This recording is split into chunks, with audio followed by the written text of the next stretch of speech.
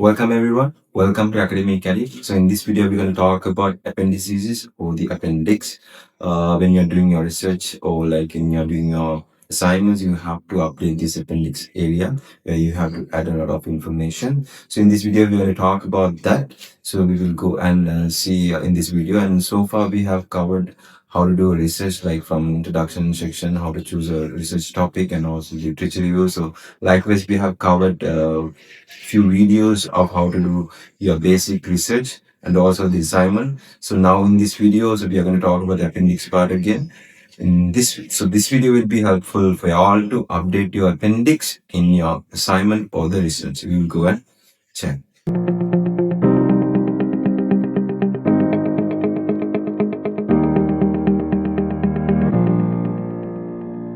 Okay. So what is this appendix? Why do we use this? And we have to use it. I have given you two simple bullet points for you all to understand. The first one, a section placed at the end of the work. So for example, let's say this is your table of content. So here you have page numbers, right? So you will update the main chapters or even main sections, right? So 1.1, 2.2, 3.4. Likewise, you will be updating your table of contents like this. At last, what do you have? At last, you have the reference list or bibliography or index citation. So all these three things means the same, right? So let's take the reference list. So this is your typical assignment table of content. Now, in this appendix, you have to update many things. I mean, not many things, depends on the work or the research that you're doing. It always depends on your own work, right? So this section you need to update soon after your reference list. So the last part in your table of content or the flow of your work is reference list. And soon after that, you will have this appendix section.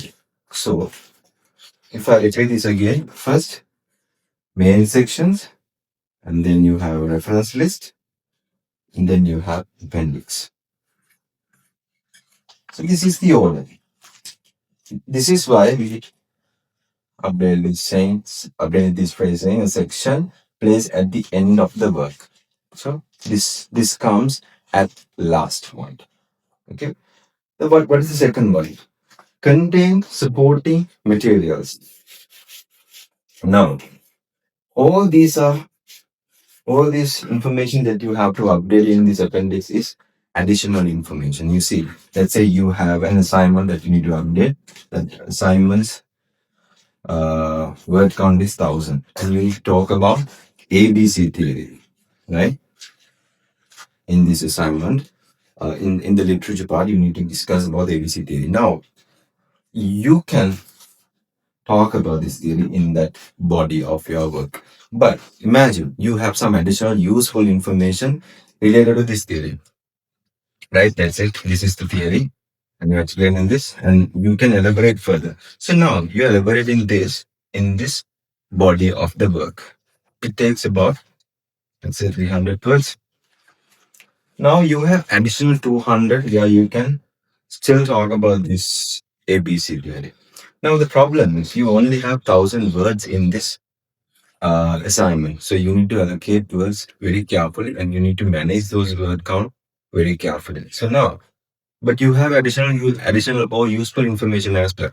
Now, what you can do is, so in this study, let's say you are under 2.2 ABC theory. You are talking about this theory. Beautiful. Now, after the 300 words, you can add a phrase saying refer to appendix A or 1 for further discussion. So now those additional 200 that you have completed, you can plug as a different document or like an additional section under appendix. Okay, that's one way of updating your appendix, right? Okay, and let me give you another example of this appendix, right? We are talking about contains supporting material. Let's say now you're doing your research. This is your research, and you've done everything. Reference is also updated. Now, the questionnaire. You can't update your questionnaire or the data set that you have completed for this particular research in the body of your work. In the FNA chapter, of course, you're talking about one by one, but you have a question and the data sheet. You can't just plug it or attach it there on the body. So because of that, you can use this appendix again. Appendix 2, questionnaire. Appendix 3, data sheet. So basically, appendix means all the additional information that are relevant for this study. So that is about the what part. Now we will be talking about the next part in a second. We will go and see. Okay. So why do we use this appendix? I have given you four simple reasons. The first one, avoid cluttering chapters.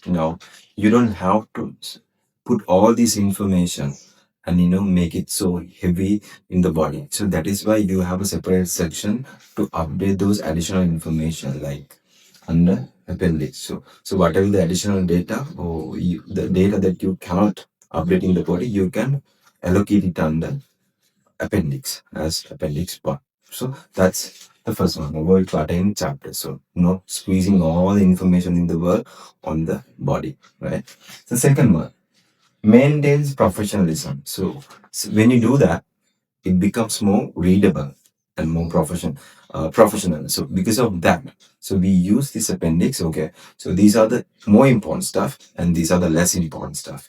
So less important stuff, but still those are like, if they are relevant, you can still use the appendix. So that is why we still have backup details on the appendix. So if you're talking about this, but of course I can't put everything into this place because you have to manage the word count as well, right?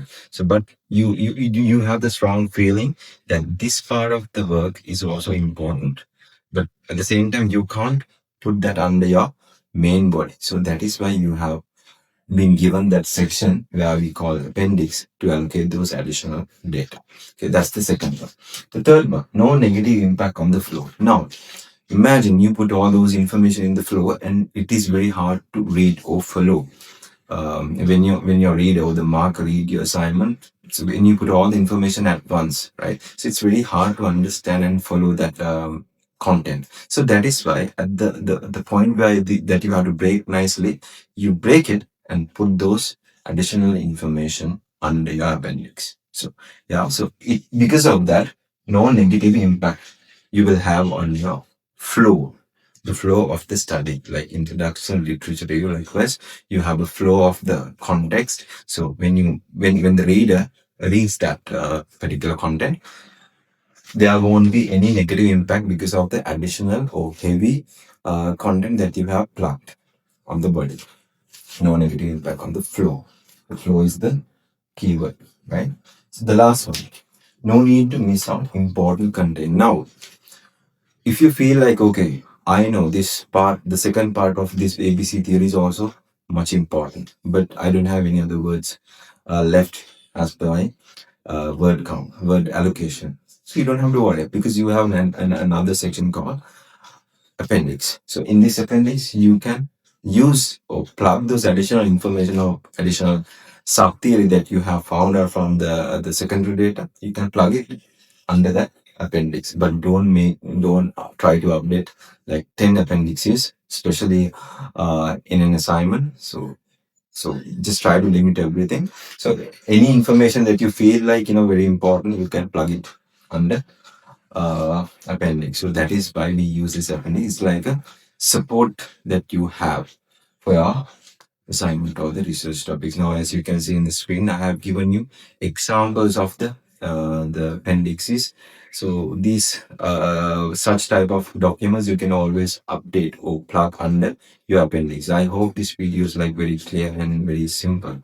So if there's any concerns that you have regarding this appendix, you can always comment.